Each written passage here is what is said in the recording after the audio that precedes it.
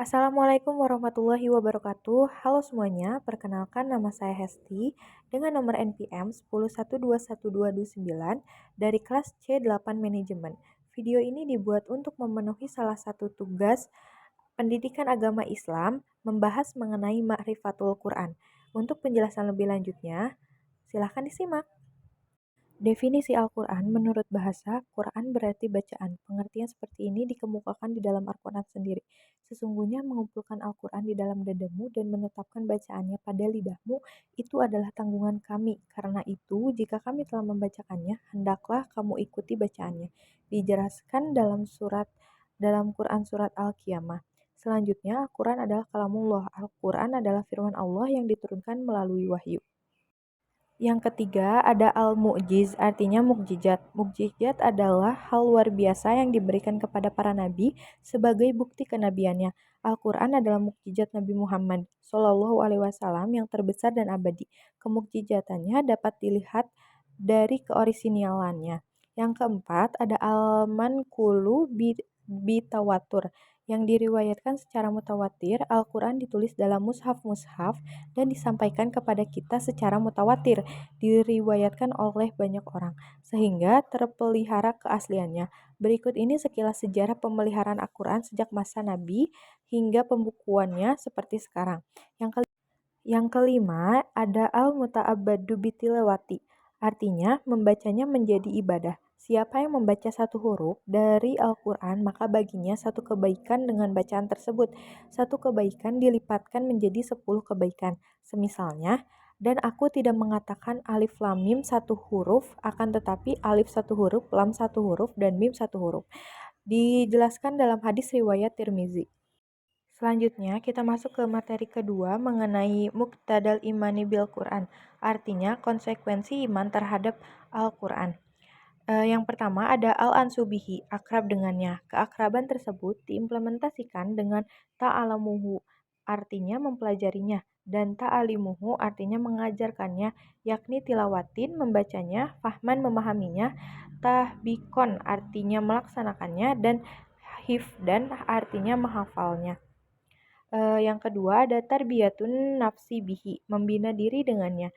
Hendaklah kamu menjadi orang-orang rabani karena kamu selalu mengajarkan Alkitab dan disebabkan kamu telah mempelajarinya. Lalu yang ketiga ada at-taslimu li anakamihi, tunduk kepada hukum-hukumnya. Dijelaskan dalam surat Al-Ahzab, surah ke-33 ayat ke-36. Dan tidaklah patut bagi laki-laki yang mukmin dan tidak pula bagi perempuan yang mukmin apabila Allah dan Rasul-Nya telah menetapkan suatu ketetapan akan ada bagi mereka pilihan yang lain tentang urusan mereka, dan barang siapa mendurhakai Allah dan Rasul-Nya maka sungguhlah dia telah sesat. Yang keempat ada ad-dawatu ilahi, artinya menyeru manusia kepadanya. Hai Rasul, sampaikanlah apa yang diturunkan kepadamu dari Tuhanmu, dan jika tidak kamu kerjakan apa yang diperintahkan itu, berarti kamu telah menyampaikan amanatnya. Allah memelihara kamu dari gangguan manusia, sesungguhnya Allah tidak memberi petunjuk kepada orang-orang yang kafir. Surah itu dijelaskan dalam Quran surat Al-Maidah, surah kelima ayat ke-67. Lalu selanjutnya yang kelima tentang ikomatuhu fil ardi, artinya menegakkannya di muka bumi. Dia telah mensyariatkan bagi kamu tentang agama apa yang telah diwasiatkannya kepada Nuh dan apa yang telah kami wahyukan kepada Ibrahim, Musa dan Isa, yaitu tegakkanlah agama dan janganlah kamu buat pecah belah tentangnya. Amat berat bagi orang-orang musyrik agama yang kamu seru mereka kepadanya. Allah menarik kepada agama itu orang yang dikehendakinya dan memberi petunjuk kepada agamanya orang yang kembali kepadanya. Dijelaskan dalam Quran Al-Syura. Materi selanjutnya ada akhtarunisyanil Quran, artinya bahaya melupakan Al-Quran. Yang pertama ada dolalun mubin, artinya kesesatan yang nyata. Sungguh Allah telah memberi karunia kepada orang-orang yang beriman ketika Allah mengutus di antara mereka seorang Rasul dari golongan mereka sendiri yang membacakan kepada mereka ayat-ayat Allah, membersihkan jiwa mereka dan mengajarkan kepada mereka Alkitab dan Al-Hikmah.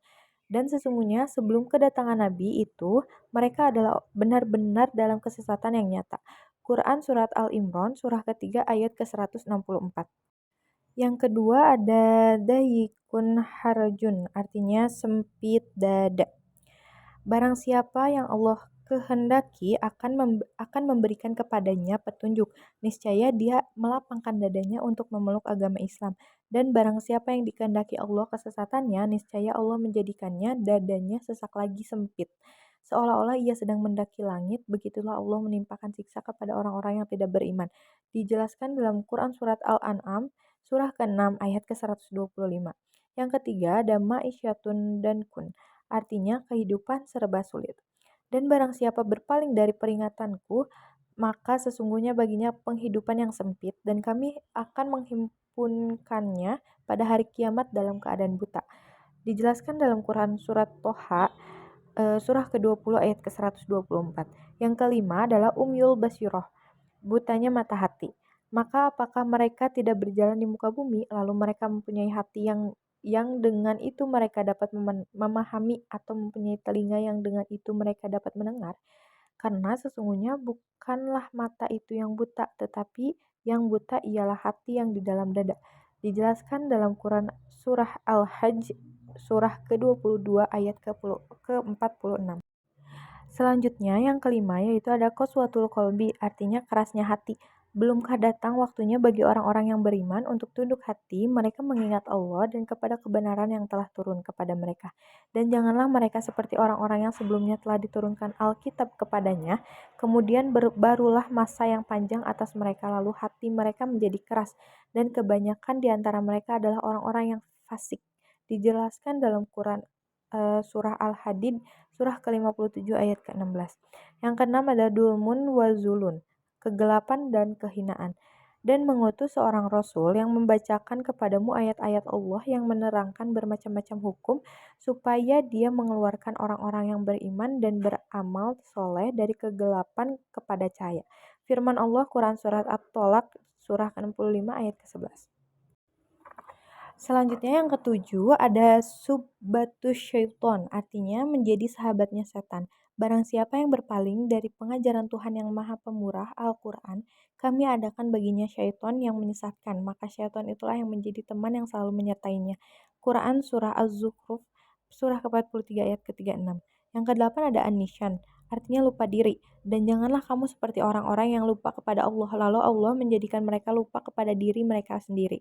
Mereka itulah orang-orang yang fasik, dijelaskan dalam Quran Surat Al-Hasyr, surah ke-59 ayat ke-19.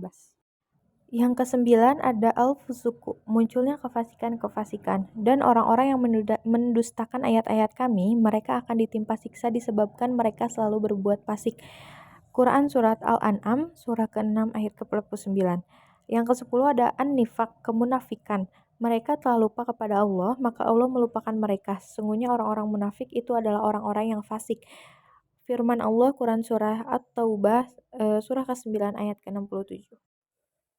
Sekian dari materi Ma'rifatul Quran. Mohon maaf bila banyak kesalahan kata dan pengucapan. Wassalamualaikum warahmatullahi wabarakatuh. Terima kasih.